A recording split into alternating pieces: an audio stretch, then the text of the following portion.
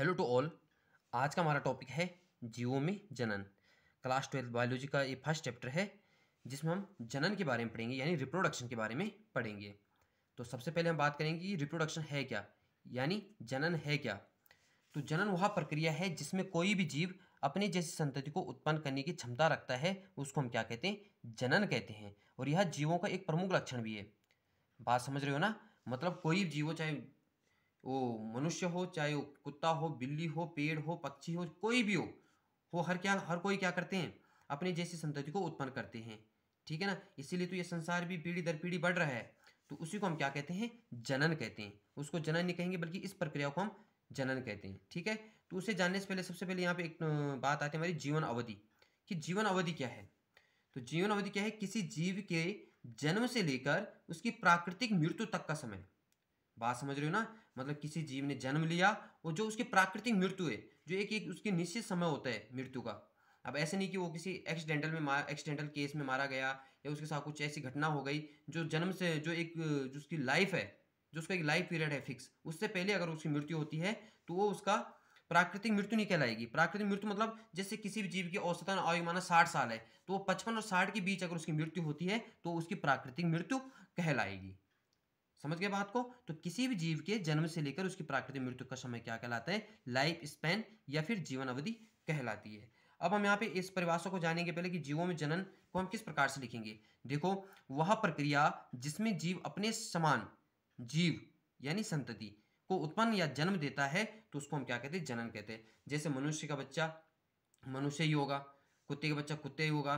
तो ये इस प्रकार से क्या होगा, ये सब चीजें जो चल रही है इसी को हम क्या कहते हैं, जनन कहती है। तो जिस प्रक्रिया के फलस्वरूप कोई भी जीव अपनी जैसी संतति को क्या कर रहा है, उत्पन्न कर रहा है, उसको हम क्या कहते हैं, जनन कहते हैं या फिर रिप्रोडक्शन कहते हैं। ठीक है? और ये प्रक्रिया किस प्रकार से चलती है, देखो कोई भी जीव है, उसने क्या किया, उसने जनन किया और नई संतति उत्पन्न किया। फिर उस नई संतति में क्या होगी, वृद्धि होगी, वो भी फिर क्या करेगा, जनन करेगा, फिर अपनी जैसी नई संतति को उत्पन्न करेगा। फिर उसमें वृद्धि होगी और वृद्धि के बाद वो जनन करेगा या फिर उसकी मृत्यु जो होगी वो प्राकृतिक मृत्यु कहलाएगी। आ गई बात समझ में? तो अब हम यहाँ पे पढ़ेंगे कि जनन के प्रकार, कि जनन कितने प्रकार के होते हैं। तो जो रिप्रोडक्शन होता है हमारे मेनली, वो उसके जो टाइप्स ऑफ रिप्रोडक्शन है वो है दो प्रकार की। एक होता है अलैंगिक जनन, एक होता है लैंगिक जनन। तो अलैंगिक जनन हम किसे कहते हैं? अब यहां पे हमें मेन बात समझने, टाइप्स ऑफ रिप्रोडक्शन, कि जनन के प्रकार। तो जनन के प्रकार में सबसे पहले पहले आता है आपका अलैंगिक जनन।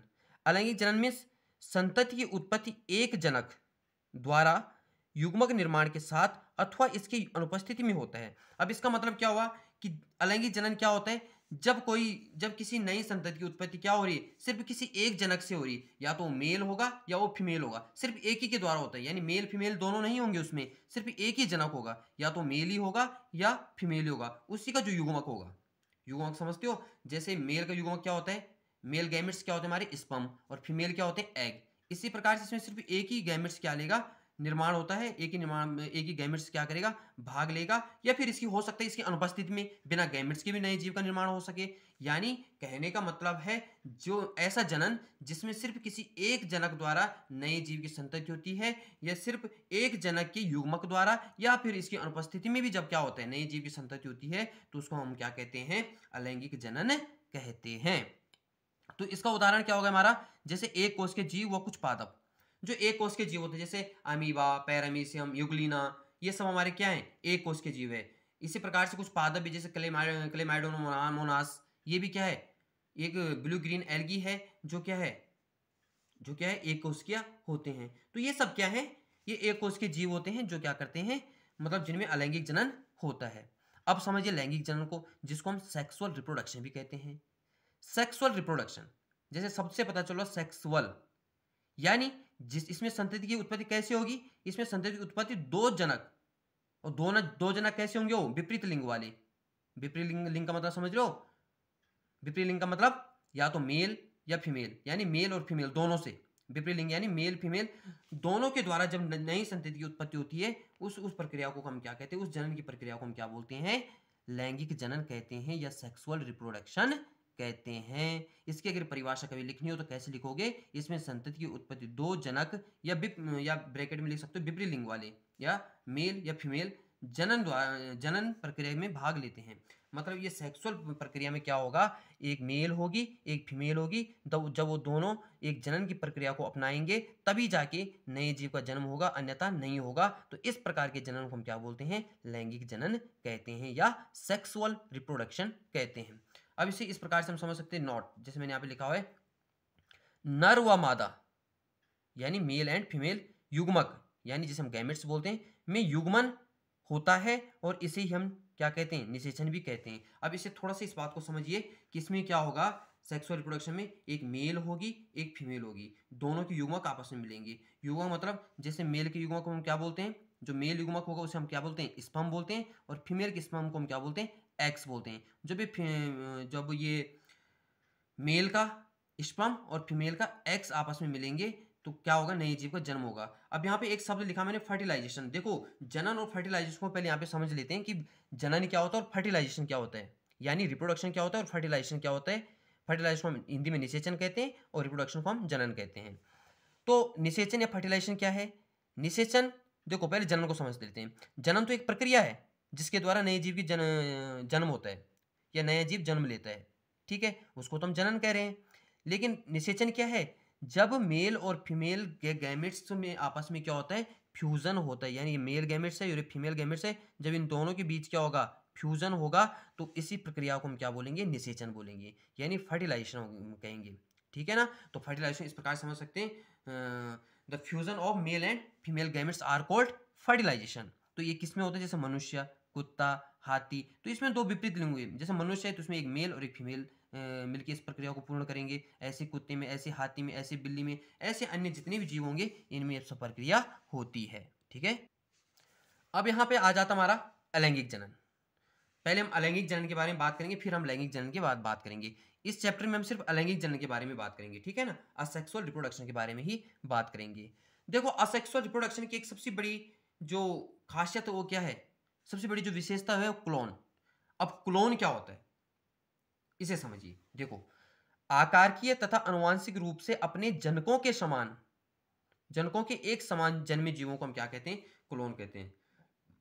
समझ रहे हो बात को, मतलब ऐसी संतान का उत्पन्न होना जो आकार में भी और अनुवांशिक यानी जेनेटिक्स रूप से भी, और जो उसकी आकार की होगी उसकी मॉर्फोलॉजी जो होगी वो सेम किसकी तरह होगी, जब अपने जो जनक होंगे यानी अपने पेरेंट्स की तरह होंगे, तो उस प्रकार उसको हम क्या कहेंगे, क्लोन कहेंगे। समझ रहे हो बात को, क्लोन का मतलब हुआ ऐसे जीव जो आकारकीय तथा अनुवांशिक रूप से यानी मॉर्फोलॉजी रूप से भी और जेनेटिक्स रूप से भी क्या हो, अपने जनक के जैसे हो यानी अपने पेरेंट के जैसे दिखे, तो उसको हम क्या कहेंगे, क्लोन कहेंगे। ये क्लोन की जो विशेषता, ये सिर्फ अलैंगिक जनन जो अपनाते हैं जो जीव, उन्हीं में ये क्लोन की विशेषता देखने को मिलती है। क्लियर। अब हम बात करेंगे इसमें अलैंगिक जनन के प्रकार, कि अलैंगिक जनन कितने प्रकार के होते हैं। अब अलैंगिक जनन में अलग अलग प्रकार हैं, ठीक है। तो इसमें मुख्यतः जो आपकी अगर मैं 12th लेवल की बात करूँ तो इसमें मुख्यतः दो प्रकार की हैं, और अगर आपको और डिटेल में जाना है तो वो भी मैंने इसमें सारा नोट कर रखा है, ठीक है ना। तो एक होता है कोशिका विभाजन यानी सेल डिवीजन।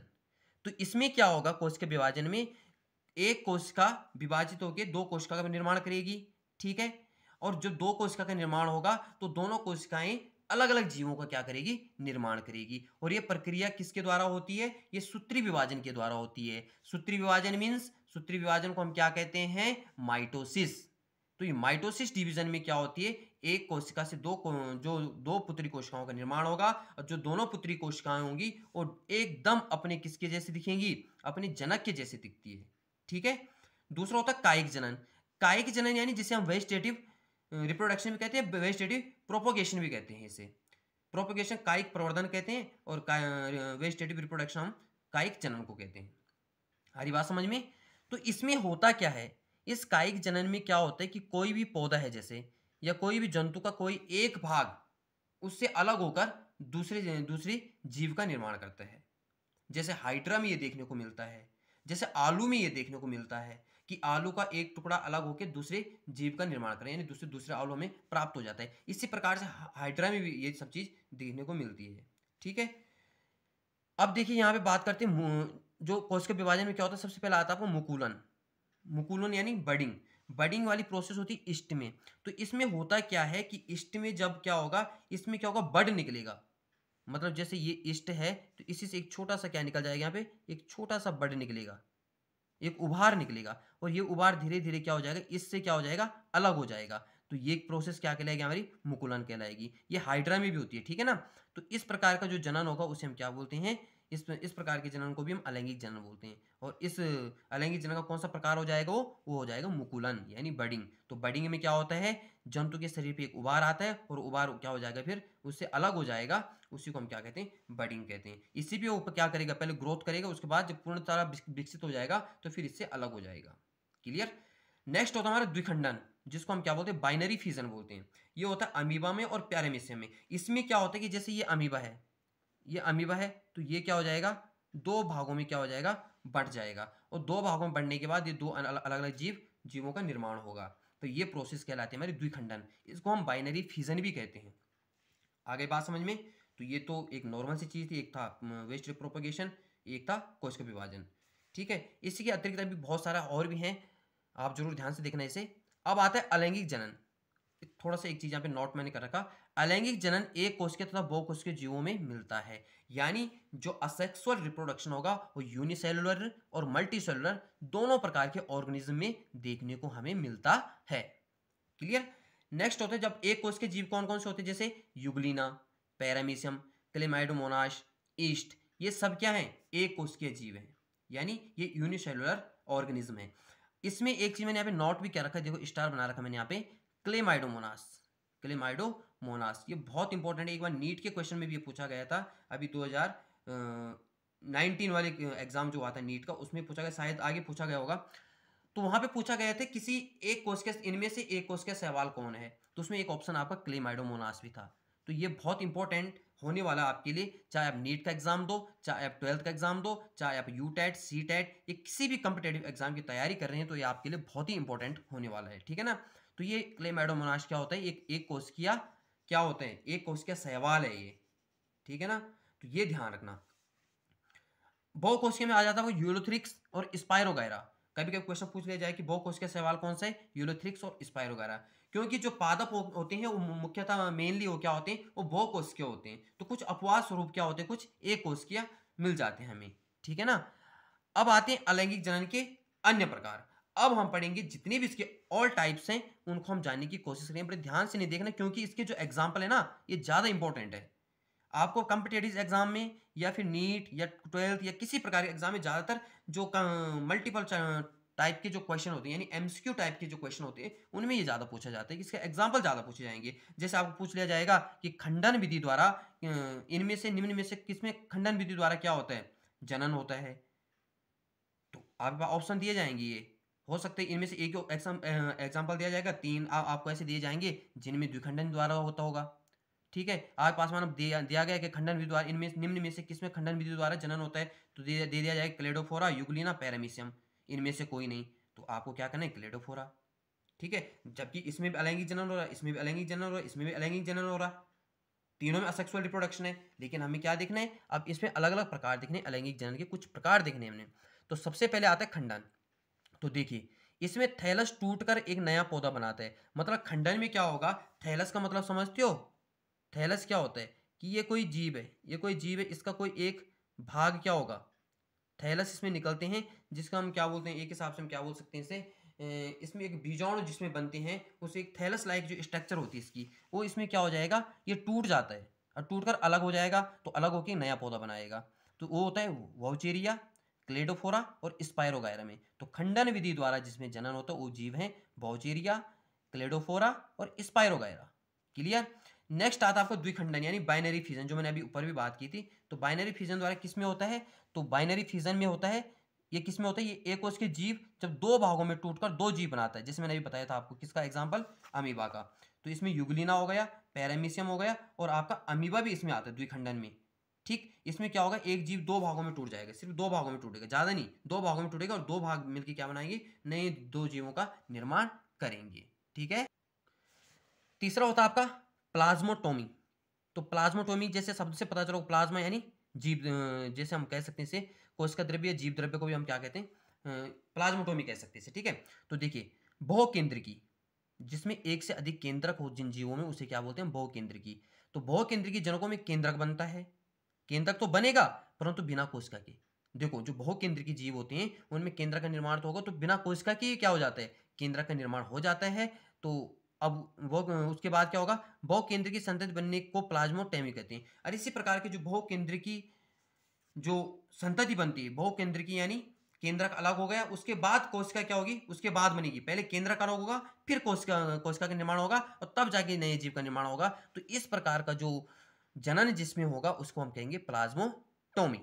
मुकुलन मैंने आपको बता दिया कि मुकुलन क्या है, कोशिकाओं अथवा जीवों में छोटी सी क्या होती है संरचना उभार के रूप में बनता है, कि कोई जीव उसमें छोटी सी उभार आएगा और उभार क्या होगा, धीरे धीरे बढ़ेगा और जब पूर्णतः विकसित हो जाएगा तो नए जीव का निर्माण करेगा। तो ये किस प्रकार से होता है, देखो इसमें क्या होता है, तो जो मुकुलन यानी जो बर्डिंग होता है दो प्रकार से होता है, एक होता है बाह्य, एक होता है आंतरिक। तो बाह्य आपको इष्ट में देखने को मिलेगा कि जो इसमें बाह्य में क्या होगा कि शरीर के बाहरी क्या आ जाएगा, जैसे ये है तो शरीर के बाहरी एक छोटा सा उभार आ जाएगा, ये छोटा सा उभार जब विकसित हो जाएगा तो ये इससे अलग होकर नया जीव बना लेगा। लेकिन एक आंतरिक होता है जैसे मार्किंसिया, ये क्वेश्चन ध्यान रखना इस उदाहरण को, मार्किंसिया कभी पूछ लिया जाएगा कि आंतरिक मुकुलन विधि द्वारा किसमें जनन होता है, तो आपको ध्यान रखना है मार्किंसिया। तो मार्केसिया में क्या होते हैं, जेमा कप बनते हैं। जेमा कप यानी इस प्रकार से ये संरचना होती है, इसमें क्या हो ये जेमा कप बनेंगे, और जेमा कप जब बनेंगे तो ये फिर धीरे धीरे से अलग हो जाएगा। ठीक है, तो ये जेमा कप कोशिका के अंदर बनते हैं। ठीक है, और जब भी विकसित हो जाते हैं तो शरीर से बाहर निकल जाते हैं, तो इस प्रकार के जनन और फिर नए जीव का जन्म लेते हैं। तो इस प्रकार का जनन हमारे क्या कहलाता है, आंतरिक मुकुलन कहलाएगा। तो मार्केंसिया जेमा कप में जेमी बनते हैं जो कि अलैंगिक जनन करते हैं। यहां तक बात क्लियर समझ में आ रही ना। अगर कहीं भी कोई प्रॉब्लम हो तो आप कमेंट्स कर सकते हो मुझे। ठीक है, नेक्स्ट होता है आपका एकाइनीट। अब एकाइनीट क्या है भाई, ये थोड़ा सा देखने लायक चीज है। ये एकाइनीट जो होती है, एकाइनीट मतलब एक रेस्ट फॉर्म में जब सेल्स होती है, किस फॉर्म में, रेस्ट फॉर्म में जब सेल्स होती है यानी विश्राम कोशिकाएं होती है, जो अनुकूल परिस्थितियों में क्या करती है, अंकुरण करती है। समझ रहे हो मेरी बात को, ये एक रेस्ट सेल्स होती है और जो अनुकूल यानी जब उन्हें एक अनुकूलन मिलता है अंकुरण करने को, तो तब वो अंकुरण करेगी और फिर क्या करेगी, नए जीव बना लेती है। ठीक है, इस प्रकार के जीवों को हम क्या हार्मोसिस्ट भी कहते हैं। क्या कहते हैं, हार्मोसिस्ट भी कहते हैं, जिसका उदाहरण आपका कुछ नीलहरित शैवालों में ये चीज होती है। ठीक है, ये कम ही पूछा जाता है लेकिन फिर मैंने लिख दिया। अब आते हैं चल बीजाणु। चल बीजाणु यानी जूस्पोर। जूस्पोर मतलब चल बीजाणु, इसको हिंदी में चल बीजाणु कहेंगे और इंग्लिश में हम इसे जूस्पोर बोलते हैं। देखो ये एक बीजाणु भी अनुकूल परिस्थितियों में बनते हैं। अब ये जूस्पोर भी क्या होंगे, अनुकूल परिस्थितियों मतलब होता है कि जब इनके लिए वो पर्याप्त समय हो, पर्याप्त उन्हें वो चीज मिले कि जब ये अंकुरण कर सके, तो उसे हम अनुकूल समय कहेंगे। ठीक है ना, अनुकूल परिस्थिति कहेंगे। तो ये बीजाणु भी क्या करते हैं, अनुकूल परिस्थितियों में बनते हैं। ये एक कोष के होते हैं। ठीक है, ध्यान रखना, ये अनुकूल परिस्थितियों में बनेंगे और जब ये बनेंगे फिर अनुकूल परिस्थितियों में ही नए जीव का निर्माण भी करेंगे। और ये हमेशा एक कोशिकीय होती है और सामान्यतः ये क्या होंगे, 2 या 4 कसाबिक होंगी। यार इनमें फ्लेजला होगा। फ्लेजला का मतलब होता है एक हिसाब से चलने में ये मदद करता है। ठीक है ना, तो 2 या 4 फ्लेजला होते हैं जो आगे हो सकता है या फिर पार्श्व भाग में हो सकता है, यानी अग्र भाग में हो सकता है और पार्श्व भाग में हो सकता है। ठीक है, तो कसाबिका जिसमें अग्रस्त भाग में होता है उसका उदाहरण तो क्या है, देखो ये भी ध्यान है, जो कसाबिका अग्रस्त भाग मतलब जैसे ये है, तो अगर ये इस प्रकार से क्या होगा, ये अग्रस्त भाग हो गया, और पार्श्व का मतलब हो गया कि इस भाग में, इस प्रकार के भाग में, इस प्रकार ये पार्श्व भाग में हो गया, ये अग्रस्त भाग हो गया। तो जब कसाबिका अग्रस्त भाग में हो तो उसको एग्जाम्पल क्या है, उसका एग्जाम्पल है यूलोथ्रिक्स और क्लेडोमोनास।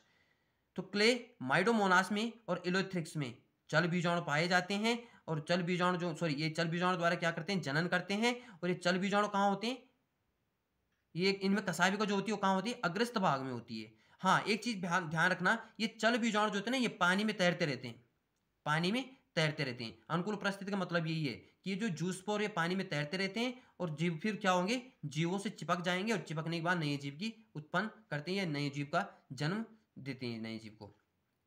और जिसमें पार्श्व होते हैं उसका उदाहरण है एक्टोकार्पस। तो एक्टोकार्पस में जो कसाबिका होते हैं पार्श्व में होते हैं, और अग्रस्त जो कसाबिका होती है यूलोथ्रिक्स और क्लेडोमोनास में, क्लेमाइडोमोनास में होते हैं। यानी इनमें चल बीजाणु द्वारा भी क्या होता है, जनन होता है इनमें। ये एग्जाम्पल ध्यान रखना आप। ठीक है, मुझे मेरे यहाँ पे मेन मोटिव एग्जाम्पल बताने का ही है, क्योंकि एग्जाम में आपको एग्जाम्पल ही पूछे जाते हैं, ये विशेष ध्यान रखना आप। ठीक है, अब देखो जो बीजाणु सूत्री विभाजन के फलस्वरूप बनेंगे उसे तो माइटोस्पोर कहेंगे। मैंने कहा ना, सूत्री विभाजन को हम क्या बोलते हैं, माइटोसिस। तो इसी से याद रखना माइटो मीन्स सम।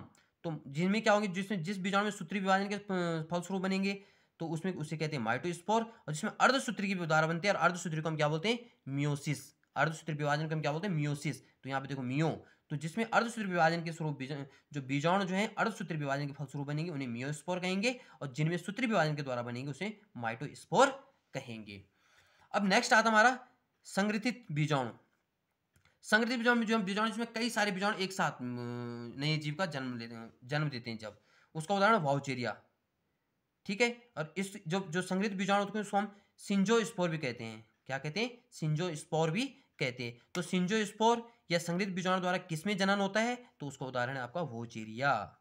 ठीक है, हो सकता है इसमें जो उदाहरण एक से अधिक जगह हो, लेकिन आपको सबको ध्यान रखने की कौन सा जो उदाहरण है वो किसका सटीक उदाहरण है। अब आता है अचल बीजाणु। पहली बात तो ये है इसे अचल क्यों कहते हैं। एक तो हमारा चल बीजाणु था, एक अचल बीजाणु है। देखो जिसमें फ्लैजिला होगा, जिसमें क्या होगा, क्या बताया मैंने, ये हमारा क्या था, चल बीजाणु। तो इसमें क्या था, कसाबिका यानी जिस फ्लैजिला, तो जिसमें फ्लैजिला हो, जिस बीजाणु में फ्लैजिला हो उसे तो चल बीजाणु कहते हैं, और जिसमें क्या हो, जिसमें फ्लैजिला ना हो उसको हम क्या बोलते हैं, अचल बीजाणु कहते हैं, यानी प्लेनोस्पोर कहेंगे। ठीक है, इसमें कसाबिका का क्या होता है, अभाव होने के कारण इसे अचल बीजाणु भी कहते हैं। देखिए क्योंकि इसमें कसाबिका नहीं होती है इसलिए हम इसे क्या बोलते हैं, अचल बीजाणु भी कहते हैं। इसका उदाहरण क्या हमारा, स्पाइरोगायरा। कभी पूछ लिया जाए कि ऐसा कौन सा शैवाल या ऐसा कौन सा जीव है जो अचल बीजाणु द्वारा नए जीव की संतति करता है, तो उसका उदाहरण हो जाएगा आपका स्पाइरोगायरा। अब आता है एक सुप्त बीजाणु। सुप्त मतलब नाम से पता चलो, सुप्त एकदम सुप्त अवस्था में जो, तो सुप्त बीजाणु यानी जिसको हम क्या बोलते हैं, हाइपेनोस्पोर। हाइपेनोस्पोर मतलब अचल बीजाणु पर एक मोटी भित्ति बन जाती है। जब अचल बीजाणु पे क्या बन जाती है, मोटी भित्ति बन जाती है, और मोटी भित्ति की जब अनुकूल परिस्थिति में जो वो हट जाती है, फिर से वो क्या करती है, तब जनन करती है। फिर से मतलब तब जाके वो क्या करती है, वृद्धि करती है। तो यह क्या कहलाती है, सुप्त बीजाणु कहलाते हैं। तो यह बीजाणु सुप्त अवस्था में रहता है, और जब अनुकूल परिस्थिति आती है तो ये क्या करता है, जनन करता है। इसका उदाहरण है प्रोटोसाइफन। पूछा जाएगा कि सुप्त बीजाणु का उदाहरण को क्या है, तो सुप्त बीजाणु का उदाहरण है प्रोटोसाइफन, यानी सुप्त बीजाणु द्वारा कौन जनन करता है, तो इसका उदाहरण हो जाएगा हमारा प्रोटोसाइफन। नेक्स्ट हमारा इसमें जनकाभ बीजाणु। जनकाभ बीजाणु क्या होता है, देखो कुछ शैवालों में जनन कोशिका के अंदर अचल बीजाणु बनते हैं। जनकाभ बीजाणु मतलब जिन कोशिकाओं में क्या होंगी, कुछ कोशिकाओं में क्या होगी, जनन कोशिका जो है वो अचल बीजाणु में बनते हैं। मतलब कुछ शैवालों में जनन कोशिका के अंदर जब अचल बीजाणु बनेंगे तो वो क्या होंगे, जो कोशिका भित्ति से घिरे रहेंगे। तो उसका उदाहरण है सिनेडमस और क्लोरेला। तो सिनेडमस और क्लोरेला में जनकाभ बीजाणु उपस्थित होते हैं, यानी ये जनकाभ बीजाणु द्वारा क्या करते हैं, जनन करते हैं। ठीक है, अब एक होता है हमारा चतुष्की बीजाणु। चतुष्की मतलब समझ गए होंगे आप, चतुष्की बीजाणु क्या है, टेट्रास्पोर जिसे हम कहेंगे। तो कुछ लाल शैवालों, देखो टेट्रास्पोर्स की जो विशेषता उस रेड एल्गी जो होती है उनमें पाई जाती है हमारी। ठीक है, तो कुछ शैवालों में चतुष बीजाणु धानी में बनने वाले बीजाणु, तो जिन लाल शैवालों में चतुष बीजाणु धानी में बनने वाले बीजाणु होते हैं उन्हें हम क्या बोलते हैं, चतुष्क बीजाणु कहते हैं। यानी इसमें जो टेट्रास्पोरिक स्पोरेंजिया बीजाणु स्पोरेंजिया कहते हैं। ठीक है, स्पोरेंजिया में बनने वाले जो स्पोर होते हैं, यानी टेट्रास्पोर स्पोरेंजिया में बनने वाले जो स्पोर होंगे उनको हम क्या कहते हैं, चतुष्की बीजाणु कहते हैं। और इसके द्वारा जो जनन करते हैं वो उस जीव का नाम है पॉलीसाइफोनिया। ध्यान रखना, पॉलीसाइफोनिया चतुष्की बीजाणु द्वारा जनन करता है। सेकेंड लास्ट हमारा अंता बीजाणु। अंता बीजाणु का मतलब भी समझ गए, अंता बीजाणु क्या है। कुछ शैवाल में कायिक कोशिका में एक के बाद एक विभाजन से कोशिका में बीजाणु बन जाते हैं। अंता है यानी इंट्रास्पोर हम कहेंगे इसे। तो इसमें क्या होंगे, तो जो कुछ शैवाल क्या होंगे, कायिक कोशिका में एक के बाद एक विभाजन, यानी उनमें विभाजन होता रहेगा, डिवीजन होता रहता है। इस प्रकार के सवालों में क्या होगा, वेजिटेटिव डिवीजन होता रहेगा, यानी कायिक विभाजन होता रहेगा, और उनमें क्या बनेंगे, बीजाणु बनते रहते हैं। और जितने बीजाणु बनेंगे उतने नए जीव का निर्माण होगा। इसका एग्जाम्पल क्या हो जाएगा आपका, प्लोरोकैप्सा तथा डर्मोकार्पा। प्लोरोकैप्सा और डर्मोकार्पा में क्या होता है, कैसे जनन होता है, अंता बीजाणु द्वारा ये जनन करते हैं। आ रही बात समझ में। लास्ट हमारा कॉनिडिया, ये कई बार पूछा जाएगा। कॉनिडिया समझ रहे होंगे ना, एक प्रकार से इनमें क्या बनते हैं, स्पोर जो बनेंगे वो बाहर की तरफ बनेंगे, या बाहर की तरफ बनेंगे और वायु द्वारा ये गति करते हैं। तो देखो ये गतिहीन बीजाणु ये स्वयं गति नहीं करेंगे, ये किसी वायु के माध्यम से क्या करेंगे, गति करेंगे। जो बाहर की ओर बनते हैं, बाहर की ओर एक मतलब फूल टाइप का बन जाते हैं, इस प्रकार से इस प्रकार से इस प्रकार से इस प्रकार से, ये स्पोर इस प्रकार से बनेंगे, ठीक है। इस प्रकार स्पोर बनते हैं और वायु के द्वारा किसी द्वारा फिर झड़ जाते हैं और नए जीव का निर्माण करते हैं। समझ रहे बात को। तो ये गतिहीन बीजाणु हैं जो बाहर की ओर बनते हैं, और इसका एग्जाम्पल पेनिसिलियम और एस्परजिलस, पेनिसिलियम और एस्परजिलस। पेनिसिलियम के लिए तो एक क्वेश्चन भी बनता है कि सबसे पहले जो एंटीबायोटिक हमारा वो कौन सा है, पेनिसिलिन है, और वो पेनिसिलिन जो प्राप्त किया गया वो पेनिसिलियम से ही किया गया। पेनिसिलियम क्या है, एक आपका कवक है, ये पेनिसिलियम कवक से ही पेनिसिलिन जो थी, पेनिसिलिन आपका क्या था, पेनिसिलिन, चलो ऐसे लिख देता हूँ पेनिसिलिन। तो ये पेनिसिलिन जो था आपका प्रथम एंटीबायोटिक है, फर्स्ट एंटीबायोटिक जो बनाई गई थी वो एल्केजेंडर फ्लेमिंग द्वारा ये फर्स्ट पेनिसिलिन बनाई गई थी, ठीक है। तो वो पेनिसिलिन किससे प्राप्त की गई थी, पेनिसिलियम नामक कवक से प्राप्त की गई थी। और दूसरा आपका एग्जाम्पल इसका एस्परजिलस, ठीक। तो इतनी बात तो क्लियर हो गई। अब आते हैं जनन के लक्षण, कि जनन के लक्षण क्या, कैरेक्टरिस्टिक्स ऑफ असेक्सुअल रिप्रोडक्शन, क्या क्या लक्षण हैं इस अलैंगिक जनन के। तो अलैंगिक जनन के मुख्य लक्षण क्या क्या हैं, कि अलैंगिक जनन जो है असेक्सुअल रिप्रोडक्शन है, उसके कैरेक्टर्स क्या हैं। तो देखो ये तो एक जनक द्वारा होते हैं, जो अलैंगिक जनन, अब मैंने पहले भी कहा कि अलैंगिक जनन सिर्फ एक जनक द्वारा होगी, इसमें दो जनक नहीं होगा, यानी या तो मेल ही होगी या तो फीमेल ही होगी। और इनमें केवल सूत्री विभाजन मिलता है, यानी इनमें केवल माइटोसिस फेस मिलता है, यानी सूत्री विभाजन। अभी सूत्री विभाजन को हम पढ़ेंगे आगे कि सूत्री विभाजन कैसे कैसे होता है। तो केवल सूत्री विभाजन मिलता है इनमें, किसमें, अलैंगिक जनन में, अर्धसूत्री नहीं मिलेगा, ठीक है। या फिर आपका समसूत्री विभाजन भी इसमें कम ही देखने को मिलता है। युग्मों का निर्माण नहीं होता है, यानी युग्मकों का निर्माण नहीं होगा, बिना युग्मों बिना गैमेट्स के नए जीव का निर्माण हो जाएगा। दूसरी बात, ये संतति क्या होती है, आकार की और अनुवांशिक रूप से क्या होती है, जनक के समान होती है। और जो संतति आकार की व अनुवांशिक रूप से जनक के समान होती है उन्हें हमने क्या कहा, क्या कहते हैं, उन्हें कहते हैं क्लोन। क्या कहते हैं, उन्हें क्लोन कहते हैं। गुणसूत्र संतति कोश, गुणसूत्रों की जो संख्या होगी संतति में, तो गुणसूत्रों की जो संख्या होगी संतति में वो किसके समान होगी, वो अपने जनकों के समान होगी। जितने जनकों में गुणसूत्र होंगे उतने किसमें होंगे, संतति में होंगे, यानी सेम होंगे जनक में भी और संतति में। यानी संतति में अगर 2n है, जनक में अगर 2n है तो संतति में भी क्या होंगे, 2n ही क्रोमोसोम होंगे।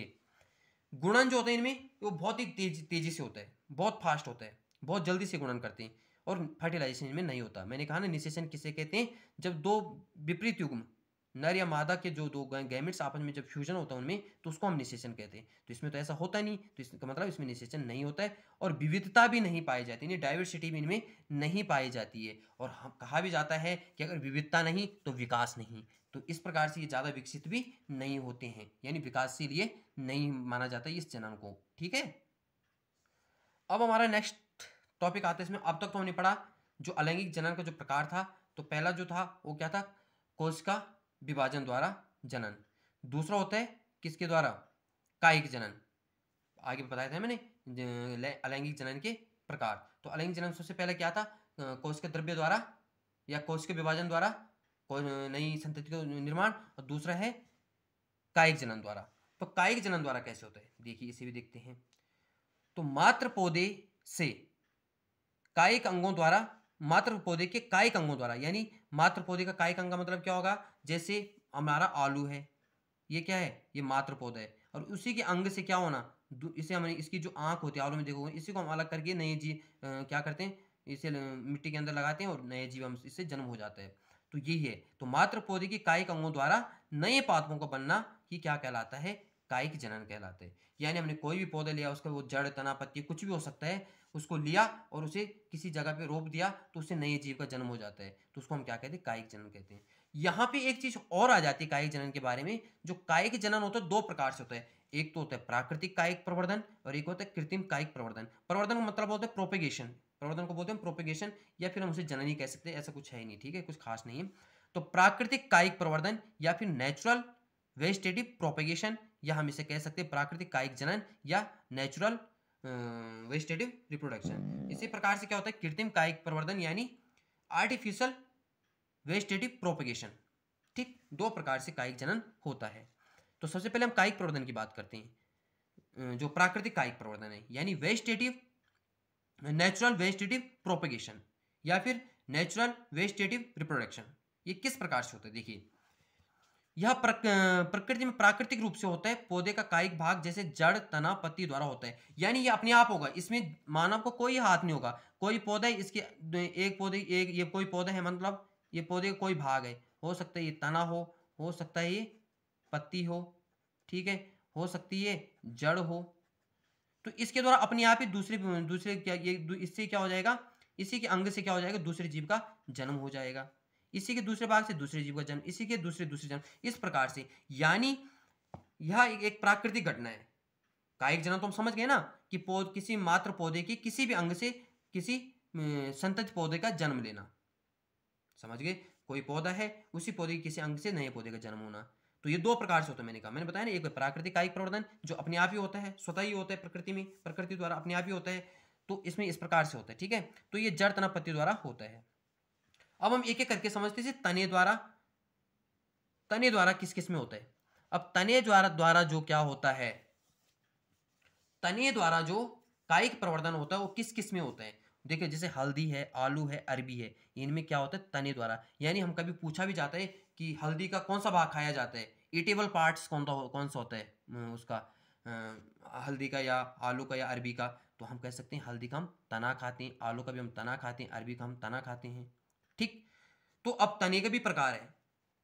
देखिए, मैं एक एक चीज यहाँ पे आपको डीप बता रहा हूँ। तने के भी प्रकार है, क्योंकि ये क्वेश्चन पूछा जाए कि आलू क्या है, कंद है कि प्रकंद है कि घनकंद है कि सलकंद है। यानी आलू ट्यूबर है या राइजोम है या कॉर्न है या बल्ब है। तो आपको पता होना चाहिए कि आलू एक ट्यूबर है, अदरक एक राइजोम है, हल्दी एक राइजोम है, अरबी एक कॉर्न है, केसर एक कॉर्न है, जिमीकंद एक कॉर्न है।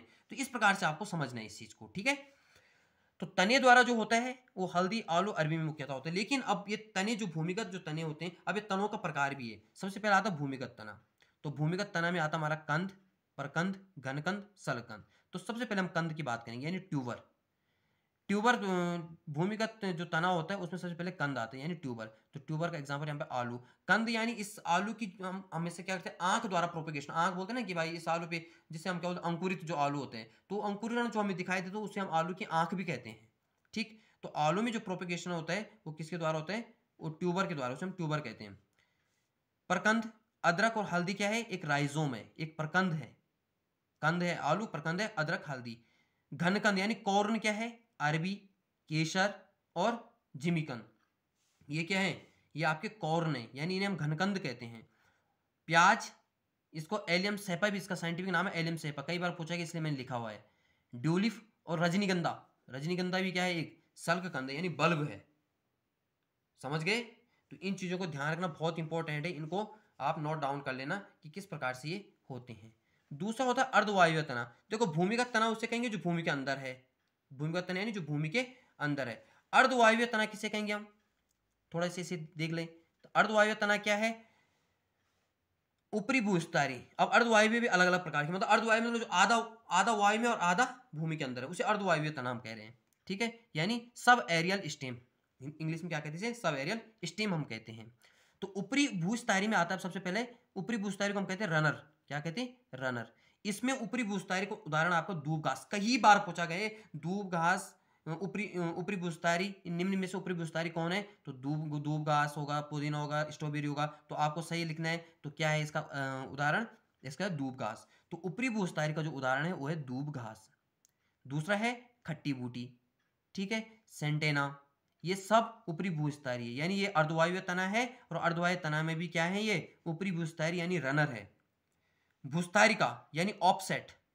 अब ऑफसेट का मतलब क्या होता है, जो क्या होते हैं, ये एक हिसाब से कह सकते हैं हम कि पूरी तरह से धसे होते हैं, हल्का जो इनका ऊपर की जो शाखाएं वो क्या होती है, ऊपर की ओर रहती है।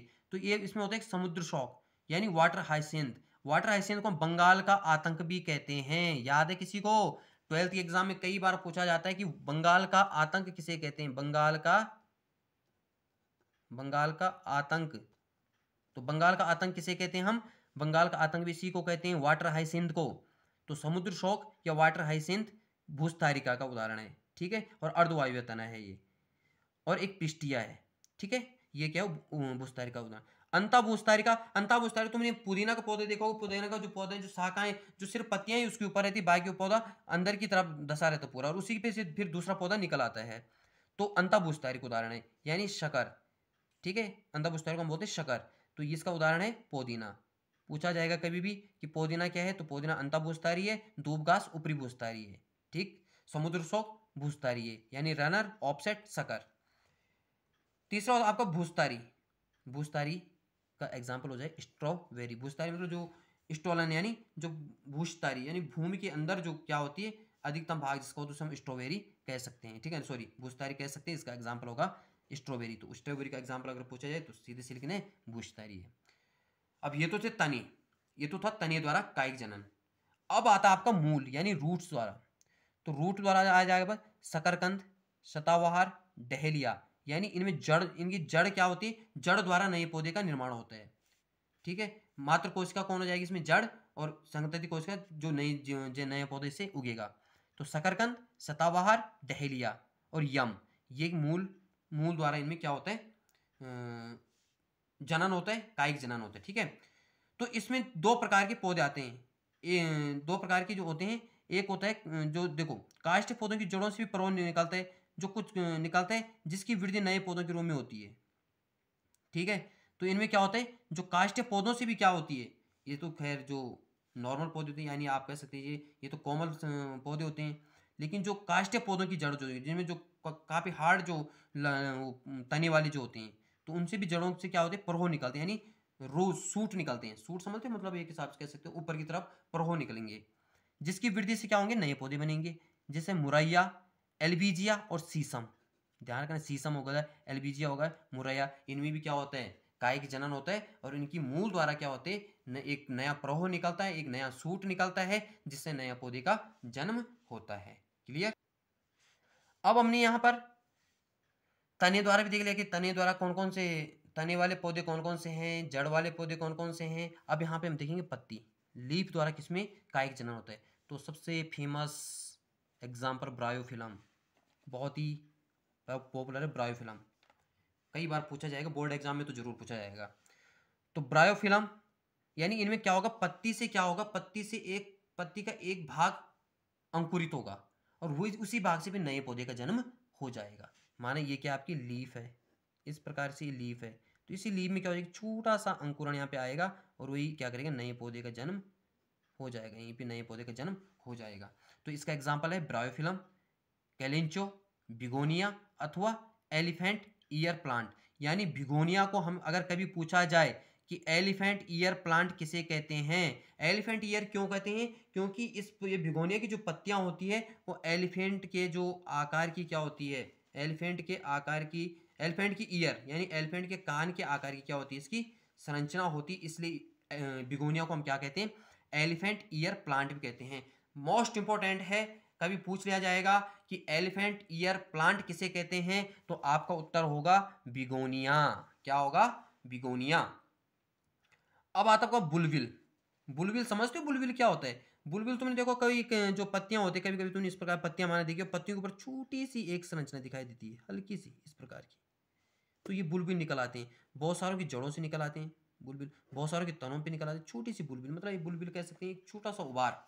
ठीक है, तो बुलबिल ये पर कलिकाएं यानी छोटी सी कलिकाएं निकलती हैं, कायिक प्रवर्धन करने वाले जनन अंग है। तो ये क्या है, बुलबिल, ये निकल जो बुलबिल हैं यानी एक पर कलिकाएं यानी छोटी सी कलिकाएं होती हैं जो कायिक प्रवर्धन करने वाले जनन अंग होती हैं। तो इसी के द्वारा फिर नए पौधे का जन्म हो जाता है। इसमें उदाहरण आपका पूछा जाए कि बुलबिल द्वारा जनन किसमें होता है, तो ग्लोबा, बल्बिफेरा, ठीक है, जो ग्लोबा बुल्बिफेरा होते हैं उसके तो जो पुष्प कर्म होते हैं, जैसे पुष्प कर्म है ना, तो ये पुष्प कर्म, ये पुष्प है माने यहाँ पे पुष्प लगे हुए हैं, तो इस पुष्प कर्म के नीचे से निकलेंगी। ठीक है, प्याज, अमेरिकन एलोई, ठीक है, डायो डायोस्कोरिया, बल्बिफेरा, लीनियम, बल्बिफेरम, खट्टी बूटी, इन सब में क्या होता है, बुलबिल द्वारा नए पौधे का जन्म होता है। तुमने प्याज भी देखो, प्याज को कई बार तोड़ते तोड़ते तोड़ते लेकिन उसमें फिर से क्या आ जाता है, नए अंकुरण आ जाते हैं, तो एक बुलबिल का उदाहरण तो है। भले हमने उसमें उसे आगे भी हमने पढ़ा है उसमें, ठीक है ना, आगे भी हमने पढ़ा है उसमें बारे में, वहां पर भी हमने क्या पढ़ा कि भाई उसमें क्या होता है, सल्कगंध होता है। सल्कगंध यानी जिसे हम क्या बोलते हैं, बल्ब बोलते हैं, तो बल्ब यानी वही बुलबिल ही उसे कह रहे हैं हम। तो प्याज में भी क्या होता है, इसी प्रकार से निकलता रहता है। तो ये सब चीज़ें आपकी समझ में आ गई होंगी अच्छे से। तो अब हम बात करते हैं इसमें, ये तो था आपका प्राकृतिक द्वारा प्रवर्धन, यानी हमने प्याज, जैसे प्याज का उदाहरण मैं ले लेता हूँ, तो प्याज को जैसे तोड़ते हो आप तो दोबारा से उसमें फिर से क्या हो जाता है, दोबारा से फिर परकलकाएँ निकलती है और फिर दोबारा से वृद्धि करता है। लेकिन अब है कृत्रिम कायिक प्रवर्धन, यानी आर्टिफिशियल वेजिटेटिव प्रोपेगेशन।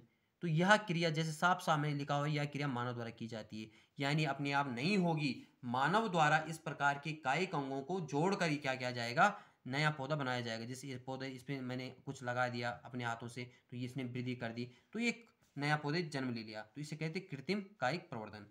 तो इसमें मुख्यतः कुछ 2-3 चीज़ें मुख्यतः आती है। एक जैसे कलम द्वारा करना, कलम विधि द्वारा, कलम विधि हो गई, रोपण विधि हो गया, और आपका क्या होता है, कलम स्टॉक, कलम कलम विधि द्वारा, रोपण विधि द्वारा, स्टॉक विधि। ये तीनों विधियां क्या हैं, कायिक प्रवर्धन की कैसी विधि है, कृत्रिम विधि है। ध्यान रखना, क्या क्या बोला मैंने, कलम हो गई, रोपण हो गई, और स्टॉक विधि जो है, ये सब कैसी विधि होती हैं, ये कृत्रिम विधि है कायिक प्रवर्धन की।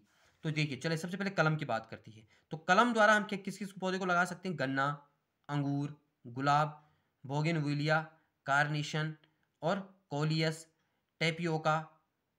तो इसमें मूल माध्यम, ठीक है, ठीक है, तो इतने जितने जो उदाहरण हैं ये सब किसके हैं, ये कलम द्वारा लगाए जा सकते हैं। गन्ना, अंगूर, गुलाब तो आपको पता ही होगा, लेकिन बोगेनविलिया, कार्नेशन, कैलियस और टेपियोका, ये भी, इसमें भी कलम द्वारा नए पौधे को उगाया जा सकता है। और तो मूल माध्यम मतलब इसे उगाने का जो मूल माध्यम है, जो जड़ें इसमें लगाई जाएगी, किसमें लगाई जा सकती है, जो रूटिंग मीडियम होते हैं।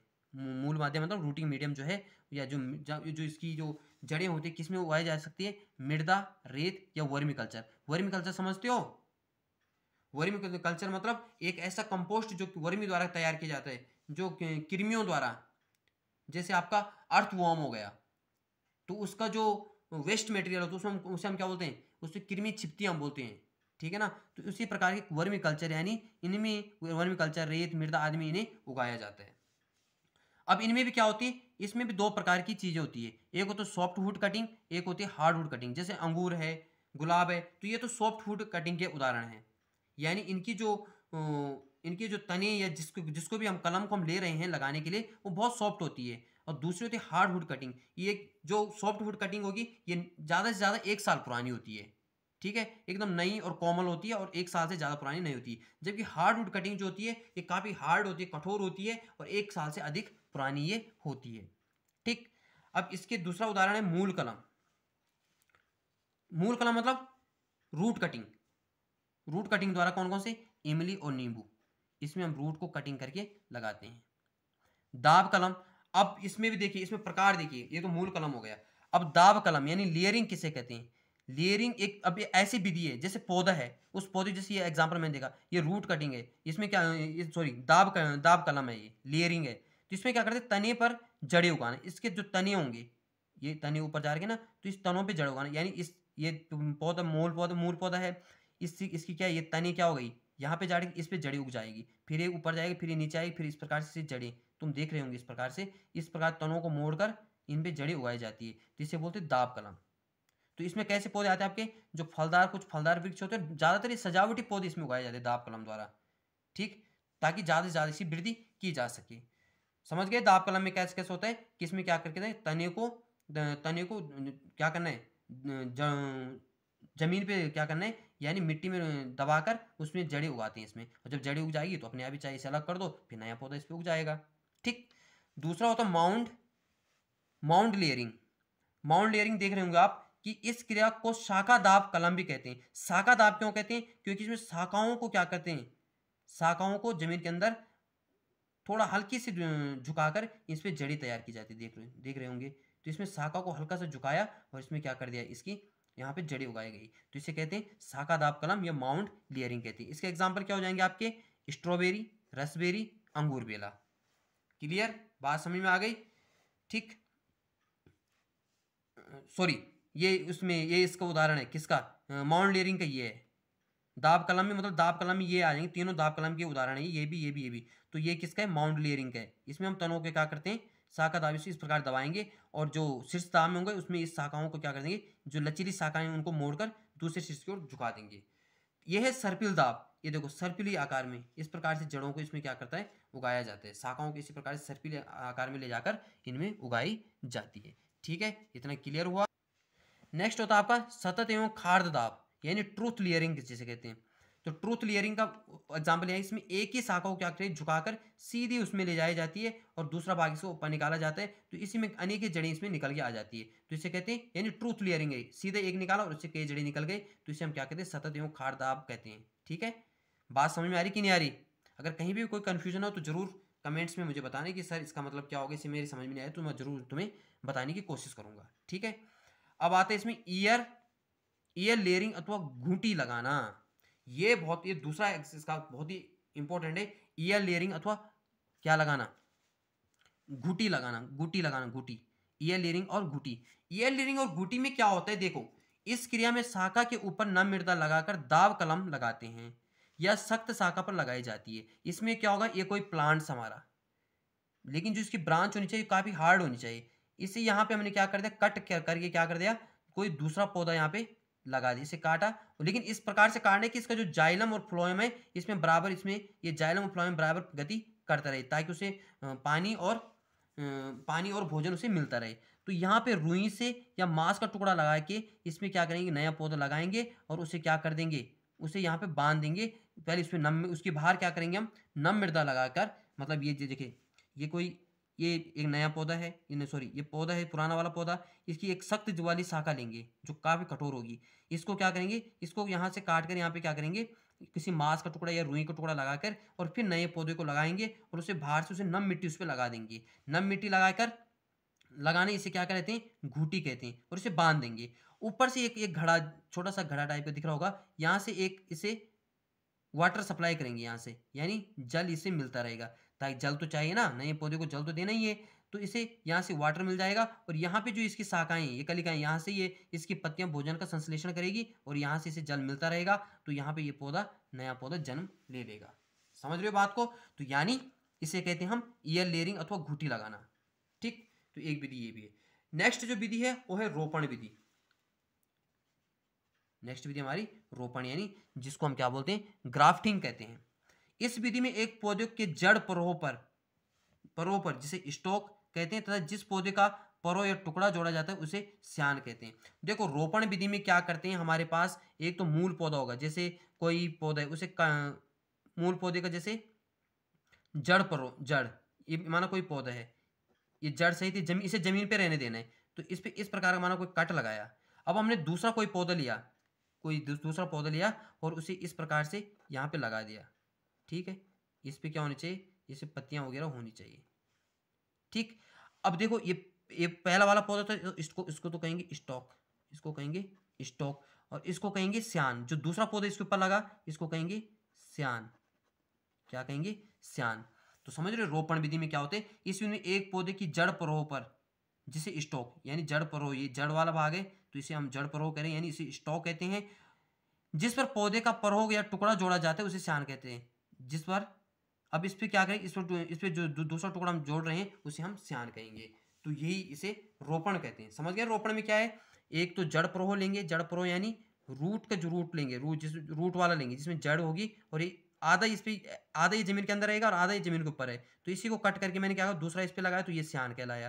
तो ये क्या कहलाएगा, हमारा रोपण विधि कहलाई। इसमें रोपा मतलब हमने एक हिसाब से इसे।